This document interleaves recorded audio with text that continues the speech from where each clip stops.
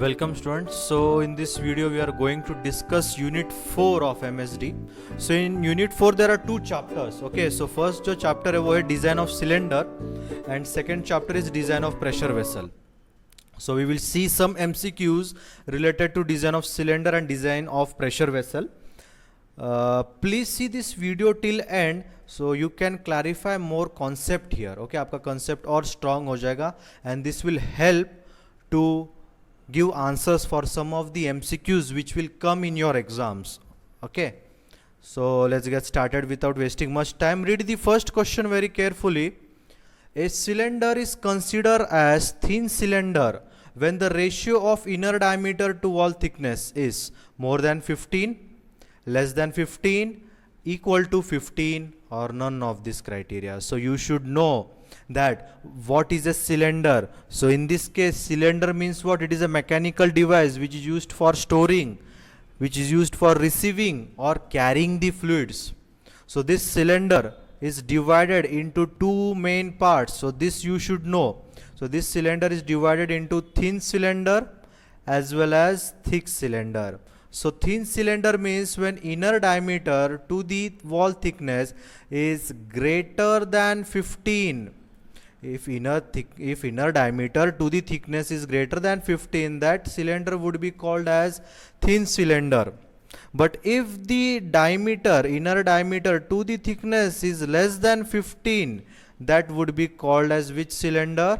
That would be called as thick cylinder, dear student. So here thin cylinder is the ratio that should be more than 15. So your answer is A. Read the next question. A cylinder is considered as thick cylinder when the ratio of inner diameter to the thickness, it should be what? This ratio should be less than 15, dear students. So your answer should be what? Less than 15. Okay, next. In thin cylinders, the longitudinal stress is, okay, so in thin cylinder, so there are actually two types of stress that you have to study. First one is longitudinal stress.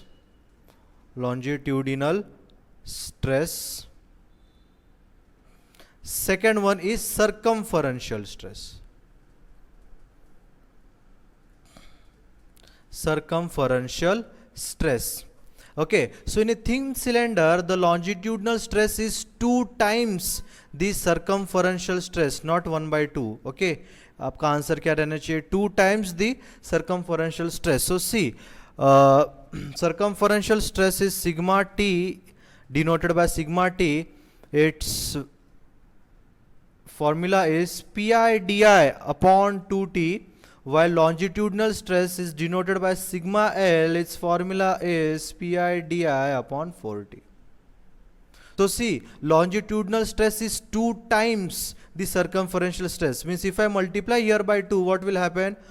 It will become 2 here, right? So actually when we multiply here by 2, what we are saying is that the longitudinal stress is 2 times the circumferential stress. So your answer should be 2. Next, the thickness of thin cylinder is determined on the basis of, okay, so it is determined on the basis of only and only circumferential stress. Generally circumferential stress is used to determine the thickness. The thickness of a thin cylindrical shell is given by, so see here, the thickness of this cylinder, generally we use here what? Which stress? Circumferential stress. So circumferential stress formula here is what? Pi di upon 2T. So your answer should be A, pi di upon 2 sigma T. The thickness of thin spherical shell is given by, it is given by pi di upon 4 sigma T, dear students. Pi di upon 4 sigma T. Next. In thick cylinders, the tangential stress across the thickness of cylinder remains constant, varies from internal pressure at the inner surface to 0 at the outer. No, varies from maximum value at the inner surface to minimum value at the outer. Yes, so your answer should be C, varies from maximum value to the minimum value at the outer surface. Next, in thick cylinders, the radial stress across the thickness of cylinder, it varies from internal pressure at the inner surface to 0 at the outer surface. Means it will keep on varying from inner surface to 0 at what? At outer surface, dear students. So our answer should be B.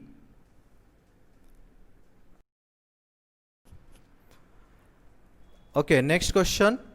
In thick cylinders, the axial stress across the thickness of cylinder remains uniform throughout. Means see here, this is important question. The axial stress across the thickness, thickness will remain what? It will remain uniform. It will remain what? Uniform, dear students. Okay, next. In thin cylinder, the tangential stress across the thickness of cylinder, again it will remain what? Constant, uniform. Your answer should be A. Next, this is important. ये जो आपको ये चार equation दिख रहा है, right? So you have to know about this four equation, when to use this equation. So see, the thickness of thick cylinder with closed ends and which is made up of brittle material. So when there is a two term means closed end भी रहेगा और brittle भी रहेगा. So हम कौन सा equation use करेंगे? हम equation use करेंगे Lamb's का. So your answer should be A, Lamb's. Means for closed end and for brittle, and for which cylinder? Thick cylinder. So these three things are important. If the cylinder is thick, which is having closed ends, and which is actually what? Which is actually brittle, is called as Lamb's equation.